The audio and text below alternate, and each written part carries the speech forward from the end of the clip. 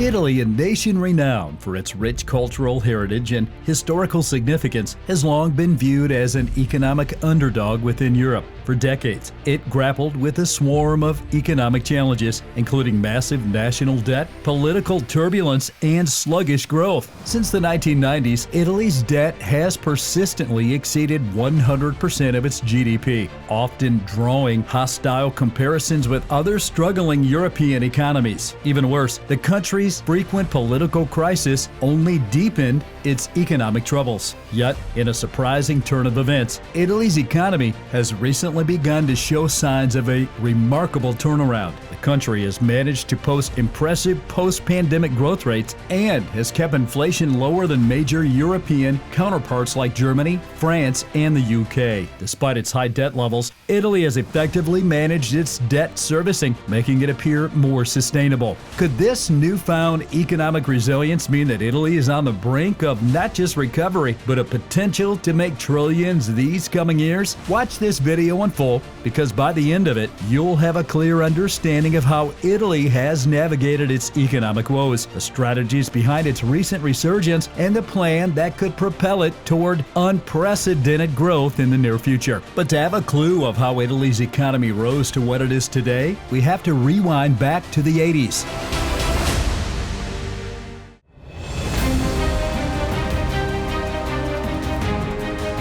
Here's the thing. Italy's economic trajectory over the past 4 decades can be described as a series of highs and lows, marked by periods of rapid growth, followed by long stretches of stagnation and decline. To draw a much clearer picture, the 1980s began on a positive note for Italy, as the country recovered swiftly from the global economic challenges of the 1970s. This recovery was characterized by a boom in small and medium-sized enterprises, or SMEs, which became the backbone of the Italian economy. These SMEs, producing artisanal goods such as clothing, furniture, and textiles, found a robust international market, leading to a surge in exports. I'm going to explain how Italy did all of this, but the big deal about it is that the nation's GDP grew impressively, and by 1987, its per capita GDP had overtaken that of the UK, making Italy the 5th richest economy in the world. This period of prosperity was often referred to as il sorpasso, which basically means Italy economically surpassed the UK. As it turns out, much of the growth during this era was driven by substantial government borrowing, which led to a ballooning national debt. Let me explain. You see, the 1980s economic boom in Italy was largely fueled by government spending, which resulted in a dramatic increase in national debt. Italy's debt-to-GDP ratio surged from 59% in 1980 to 123% by the end of 1994, a level considerably higher than that of France and Germany. But here's what's truly distressing. This debt accumulation posed a severe challenge to Italy's economic stability, as the cost of servicing this debt became increasingly burdensome. Things got so tough that by the 1990s, Italy was spending about 10% of its GDP on debt servicing, a figure comparable to the entire public healthcare budget or 5 times the NATO defense spending requirement. This high debt servicing cost strained public finances and necessitated severe austerity measures, including huge cuts to public services. Meanwhile, despite these measures, the debt burden remained high and Italy struggled to achieve sustained economic growth. As some of you might already know, political instability too has been a persistent issue in Italy,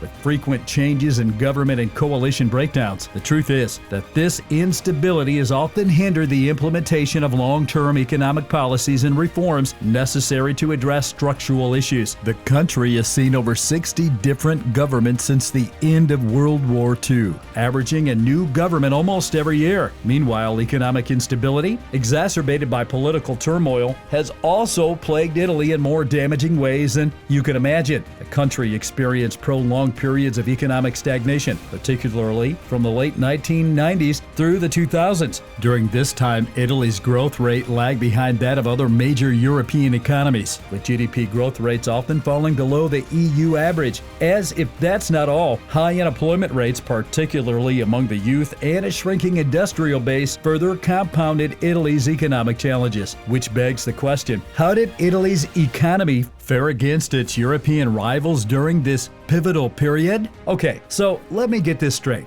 In comparison to other major European economies, Italy's economic performance has been relatively weak over the past few decades. Countries like Germany and France managed to implement structural reforms that boosted their economic growth and competitiveness. And in case you needed more proof of this, you should know that Germany, for instance, undertook significant labor market reforms in the early 2000s, which helped reduce unemployment and increase productivity. Similarly, France maintained a more stable political environment, allowing for more consistent economic policies. But as you later find out, Italy struggled to implement similar reforms. The high debt levels and political instability limited the government's ability to pursue aggressive economic policies. Additionally, Italy's labor market remained rigid and productivity growth was slow. These factors were hurting Italy's economic performance even more, making it relatively poor compared to its European peers. Now, let me make this clear. Despite these historical challenges, Italy's recent economic performance indicates a potential shift in its economic trajectory. The country has demonstrated resilience in the face of global economic disruptions and has posted impressive growth and inflation numbers post-pandemic, which you'll find out in the next section.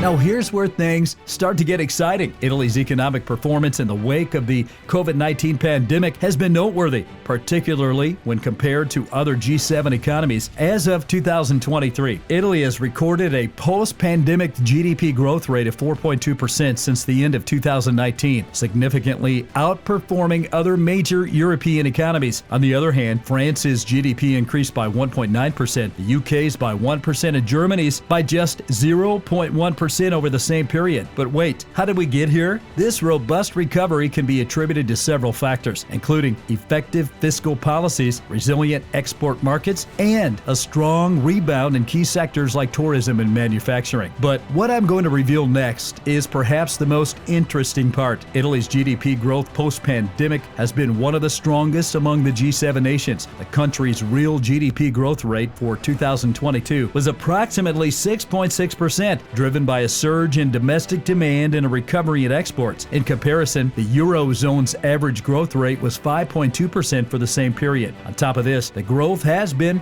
broad-based, with significant contributions from both the industrial and service sectors. But here's what has given Italy a true advantage. Turns out that the country has also managed to keep inflation relatively low compared to its European counterparts. As of mid-2023, Italy's inflation rate was running at 0.75%, significantly lower than Germany's 2.5% and France's 2.9%. This lower inflation rate is largely due to the country's energy policies and successful management of supply chain disruptions. The truth is, the Italian government has implemented measures to stabilize energy prices and reduce dependence on volatile energy imports, thereby mitigating the inflationary pressures seen in other European countries. And if you think that's fascinating, wait until you hear this next part. Italy's debt-to-GDP ratio, though still high by international standards, has seen significant improvements in recent years. The ratio fell from 155% of GDP in 2020 to 137% in 2023. And in case you're not aware, this reduction is largely attributed to strong economic growth, effective debt management strategies, and higher than expected inflation eroding the real value of debt. Furthermore, Italy's government has kept borrowing costs stable despite the global rise in interest rates, ensuring that debt servicing remains manageable at around 4% of GDP. So, what are the hidden forces driving Italy's remarkable economic resilience, and how might they shape the nation's future?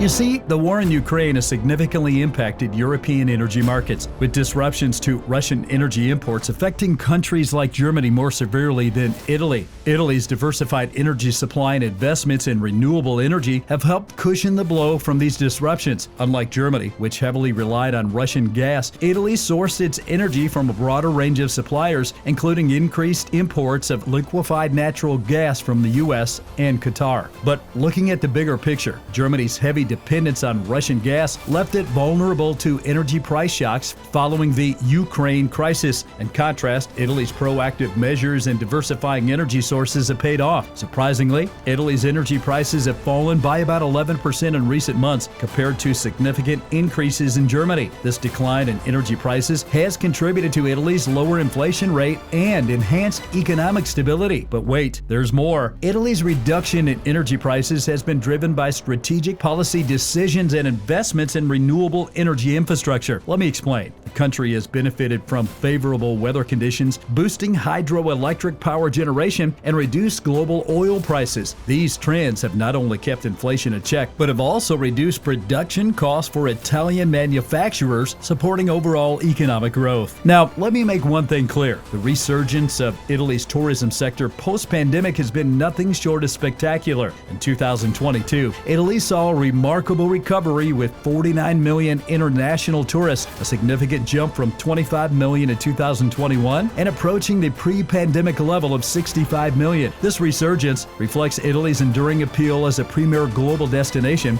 known for its rich cultural heritage, stunning landscapes, and world-renowned cuisine. To paint a clear picture, Italy's tourism sector alone contributed around 6% to the country's GDP in 2022, up from 4% the previous year. The growth has also led to the creation of over 250,000 new jobs, reducing the unemployment rate from 11.3% in 2021 to 9.8% in 2023. These improvements have bolstered domestic consumption and contributed to overall economic stability. But the benefits of tourism are not distributed evenly across Italy. Major cities like Rome, Florence, and Venice have experienced a more pronounced post-pandemic recovery, while rural or less visited regions continue to face challenges. The Italian government is actively addressing these disparities by promoting tourism in less visited areas and investing in infrastructure to enhance regional connectivity. This effort looks to spread the economic benefits more evenly and support sustainable growth across the country. But here's the part that's not talked about a lot. Despite the positive trends, the tourism sector faces ongoing challenges. Sustainability practices are needed to mitigate environmental impacts and preserve cultural heritage. Furthermore, over-tourism in popular destinations can strain local resources and infrastructures. The Italian government is focusing on developing policies to promote sustainable tourism and ensure a balanced approach that supports both economic benefits and environmental conservation. This begs the question, what could determine Italy's economic fate in the coming years?